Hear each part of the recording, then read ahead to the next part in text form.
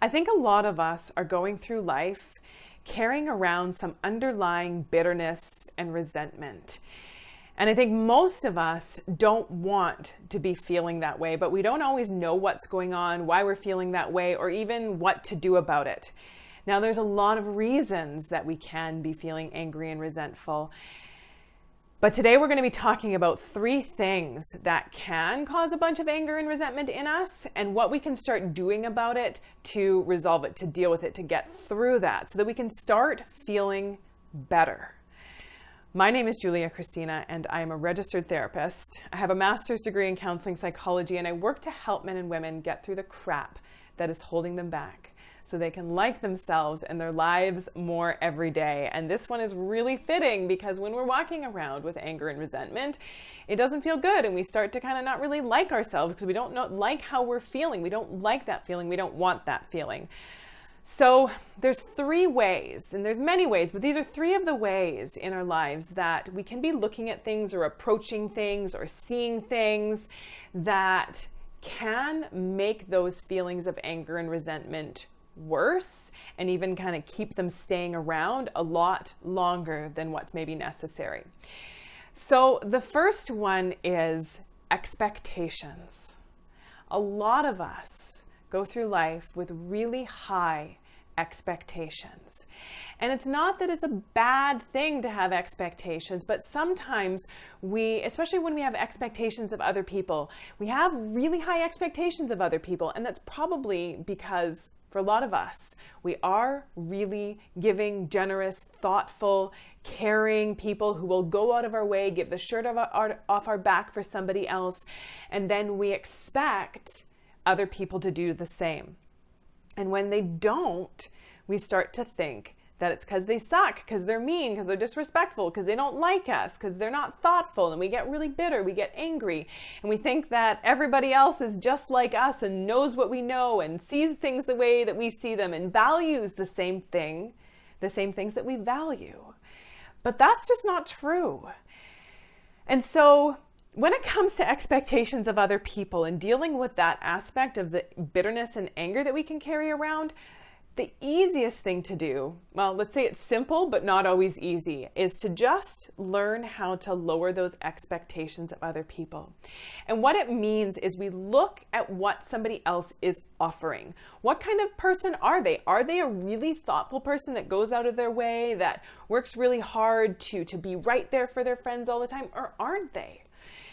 And if they aren't that type of person, getting angry with them and bitter towards them for not being that, it's just wreaking havoc on our lives. It's just causing that bitterness in us. So what if we were to lower those expectations? What if we were to really look at who someone is and what they're offering? And honestly, if what they're offering and who they are and the type of friend that they are, the type of person that they are in our lives, if it's not what we want, if we're just not able to be okay with it, then that's our choice about whether or not we want to have some distance from that person. But feeling frustrated and angry and resentful that they're not meeting all of our needs and they're not being who we think they should be, it's just causing a lot of friction in the relationship, and it's causing a lot of upset in us.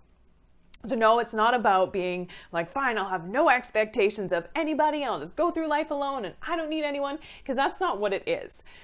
We need to have expectations of people in our lives. We have to expect that people are going to show up when they say they're going to show up, or that they're going to be able to be there for us in some capacity, that they're going to be able to give at least something to the relationship. You can't have a one-sided relationship. You can't be in a relationship with someone if they're not giving anything.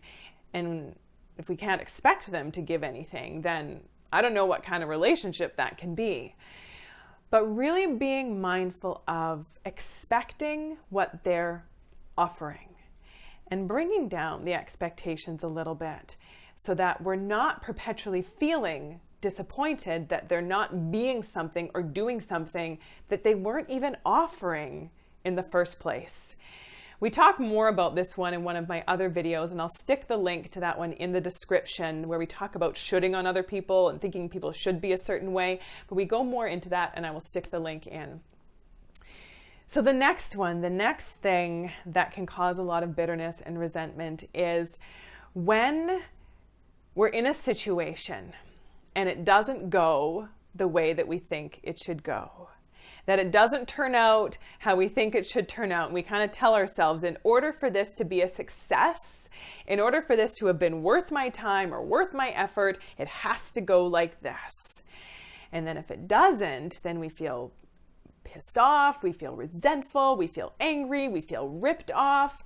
And we do this in a lot of situations. In a social gathering, we'll have these ideas of what it needs to look like, or how I need to act, or how many people I need to connect with, or what kind of conversations I need to have in order for me to feel like it was a success. And then we end up going away feeling a lot of times really negative, really bitter, really angry about things not going how we think that they should go. And it's okay to have preferences, absolutely. It's okay to prefer that something go a certain way, that things turn out a certain way, that we get to the outcome we want, or we have the success that we were working towards. But what if we were to allow ourselves, even when things don't go perfectly according to how we think they should go, that we allowed ourselves to just notice what did go well, that we allow ourselves to just be present with what is instead of getting upset about what isn't. And I think it's a bad habit that a lot of us do, is that we get really upset, or we always notice what went wrong, or what wasn't good enough, or what wasn't about a situation, instead of paying attention to and noticing what did go well, what was a success, what did I learn, whatever it is, taking a moment to be present over always having all of our preferences met. Because when we insist that everything go according to what we think it should, or we insist that all of our preferences be met, and they don't, then we can start to feel really bitter and really angry. So allowing ourselves to be present and really paying attention to that one, noticing what is, instead of always focusing on and obsessing about what isn't. And the third thing that many of us do that can cause a lot of unnecessary anger and resentment is keeping ourselves in situations that we're really uncomfortable in.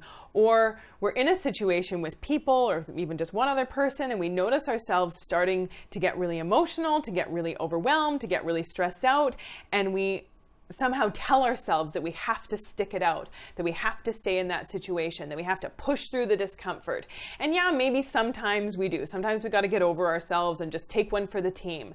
But sometimes we're allowed to remove ourselves from situations. We're allowed to have some boundaries. We're allowed to say no.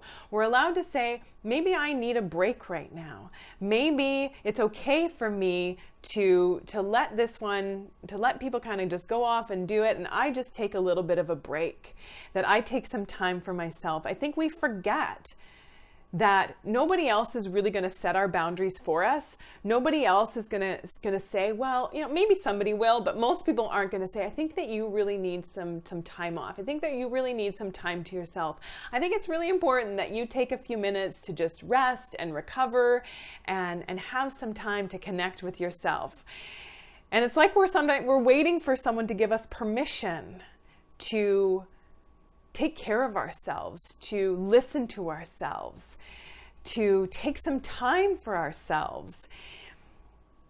But we're not getting that permission, so we're soldiering on, we're pushing through, we're putting ourselves in situations that are maybe not good for us, that aren't right for us.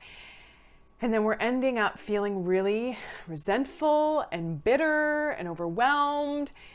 We might even be angry at other people for forcing us to do stuff, even though it's not really them forcing us. It's kind of us not allowing ourselves the freedom to say no. So letting ourselves take a break when we need to take a break, allowing ourselves to say no when we really do need to say no. So bitterness, anger, resentment, they are not good feelings.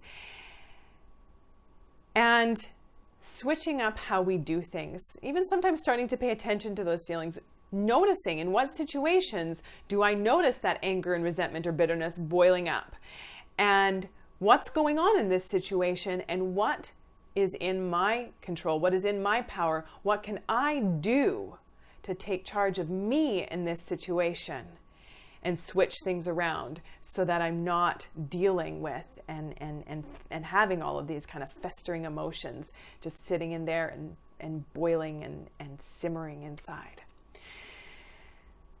It's not always easy, but it is kind of simple. And sometimes we make things a lot more complicated than necessary.